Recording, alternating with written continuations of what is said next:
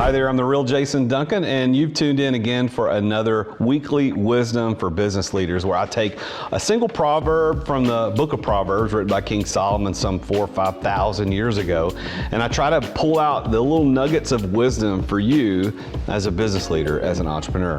This comes from Proverb 11:1. We're going to be talking about dishonest scales. It says this: "The Lord hates people who use dishonest scales. He's happy with honest weights." In ancient times, merchants didn't have as clearly a defined way to measure the value of goods in order to create a fair exchange as we have today.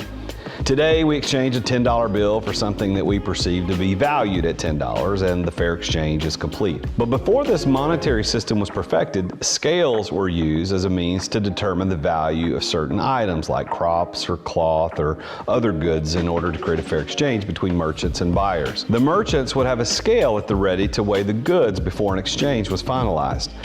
The item up for exchange would be placed on one side of the scale, and then the merchant would place a counterbalance on the other side of the scale to determine the value or the weight of the item that was up for exchange. And this counterbalance was usually a stone of some predetermined weight, and eventually these stones were replaced with different types of metals, allowing for more accurate weight measurements. And as you might imagine, dishonest merchants would falsify the weights in order to get an advantage over the other persons in the exchange. And essentially they would say that the weight of the stones on the counterbalance side was a certain weight, but it would either be lighter or heavier than reported, so that they would get more or pay less for the goods being exchanged. And at times, some would even secretly put their thumb on the scale, pushing down to make the weights unequal. This is what King Solomon was referring to as dishonest scales in this proverb. Now, luckily, in almost every business in the modern world today, the use of scales to determine the value for exchange is obsolete. Rather, we exchange products and services for money. Every marketplace exchange is based on the assumption that the value of the product or service is equal to the amount of money the merchant is charging. Now, God, in this proverb, really detests cheaters. So if you're inflating the value of your product or service in a way that allows you to get more money from the buyer than your product or service is actually worth, creating an unfair exchange, you're a cheater. You are essentially using dishonest scales. Integrity is at the heart of good merchants who use fair scales.